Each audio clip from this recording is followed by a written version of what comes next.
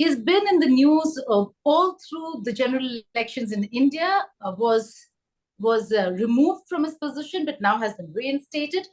We are discussing a lot about how Congress is going to look at its foreign policy through the prism and eyes of Sam Pitroda. Mr. Pitroda, thank you so much for joining us here on India Today Global. In this entire election period of India, how much of the discourse in the United States of America, particularly amongst the Indian community, but also others who really look and closely monitor India, had to do with the kind of mudslinging, the kind of language, the situation on the ground, human rights, democracy? How much of that really was part of the discourse when people were discussing the Indian elections or India for that matter? There are multiple views. There is no one single view. One group of people listened to all your media and said 400 seats are guaranteed. 350 seats are guaranteed and Modi will have no issue at all and it is all done. So don't even pay attention. Okay? That was one group of people. And as a result, large number of NRIs also believe that election is a done deal. There is probably a small group of people like us who believe that Indian people will vote for democracy any day. We have seen that in the past, in Mrs. Indira Gandhi's time. And Indians, even at the rural level, understand the value of democracy and constitution. And their voice will be important. Forget about the numbers. The key message was that we were at crossroads. India was right there like this.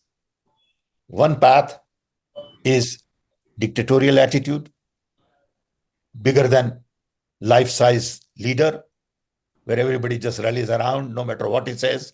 If he sneezes, everybody says, oh, what a great sneeze. Okay.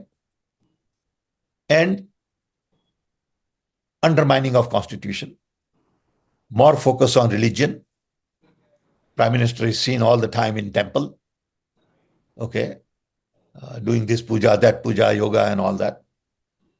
And concern for minorities, OBC, Dalits, inclusion, and real issues of employment, inflation and others would be on the back burner. So either we go that path or we go this path, which is democracy, constitution, debate, discussion, collaboration. I think the key to this election is we have selected this path. I don't think people have understood yet. Okay, I don't think the government has understood yet. The way it is going on today, it is business as usual. The way it is going on today is business as usual. That's not fair. Okay. Let's not get into number.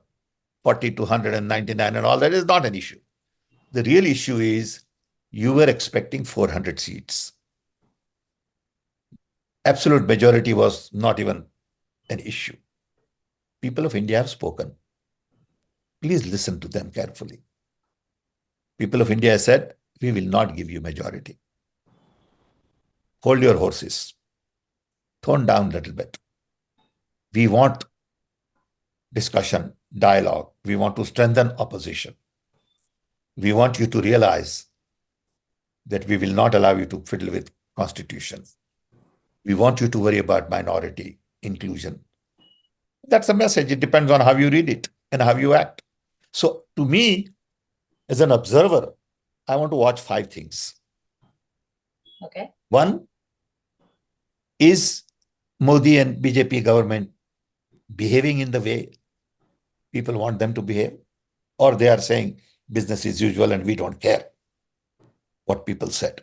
We are not willing to listen to the voices of the people. So that's one thing I want to personally, as a concerned citizen, senior citizen, observe. Second, is opposition becoming stronger in their voice and taking on the right issues at the right time to really articulate the mandate they have been given? Or they are just going to be quiet and, sort of like they were before. They got to be more active. 3, will our institutions also listen to the voices of the people, saying they want us to be independent, autonomous, responsive to the people and not to the party or government, which goes true for judiciary, election commission, ED, CBI, government officers, including vice chancellors. 4, civil society. Civil society will have to say that we got to be more active. This is everybody's democracy. It is not a democracy between political parties, okay, or government. It is a democracy where I need to speak up as a senior citizen. Democracy is always work in process. Democracy is not something you take for granted.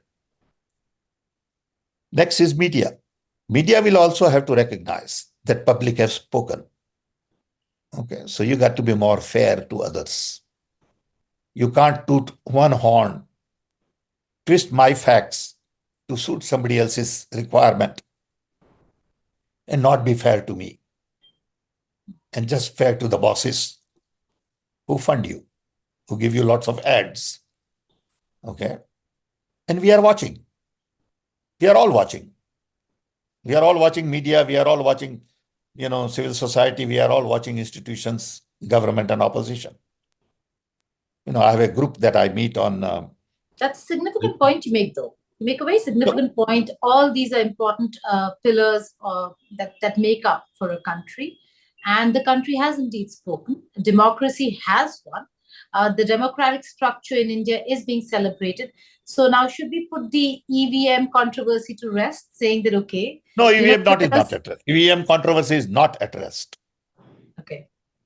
Okay, it is not at rest. So let's not even begin there. Okay, we can have a separate program. There was an issue? You still think there was an issue there? There is an issue, not there was an issue. There is an issue. Look, you saw the NEET exam. Look at the logistics. Okay, there is some leak somewhere. When you look at the election process, when you have million voting machines being shipped in a truck, put it in a store. I'll send you a video which says 3-4 guys go into a control room, break the lock, go inside the room, take the machine out, come back with some new machines, put it back in and put the seal back in. Okay. So this elections video given by Election Commission. Okay. Now you want me to believe that nothing happened? Okay. All right. So this is an issue that is going to stay and remain burning in India as well. There are a lot of issues that are being raised. It is not a machine issue. It is not an electronic issue, please. It is an issue of logistics. That whole chain is very complex chain. There could be leakage at multiple points. Okay. So yes. Don't say, why should President mention this EVM in the speech? I don't understand. Okay. That's not President's job to mention EVM in the speech, according to me. Okay. These kind of things are being watched. Okay. Maybe to give a larger picture of, okay, people have spoken, we have more people, but again, it's a larger issue. It requires experts to really look into it, although Election Commission says it's not hackable, but no, hackable is different than manipulatable. I was just coming to that. Don't start that, because you see, you guys I know, Mr. Pitroda, I was just saying the same thing that you're saying, that while the Election Commission says it's not hackable, the larger issue of were EVMs moved, were they stolen, is a different story altogether, and that has to be looked into. We'll just talk about the larger picture. Trump versus Biden, the first presidential debate is over. It was disastrous for Biden. Very rare for an incumbent not to come back to power. But who do you think compares better for India? First of all, we don't know what is going to happen. I would wait till the Democratic Convention in Chicago. You think there could be a change? Could be anything. Okay. So let's wait for a while. Okay. Two, no matter who comes, India has to work with it. Okay. There is no way out. America is still the richest country, is the powerhouse. So we have to really find amicable solutions and collaborate and cooperate. And we will do that. India will do that, and US will also do that.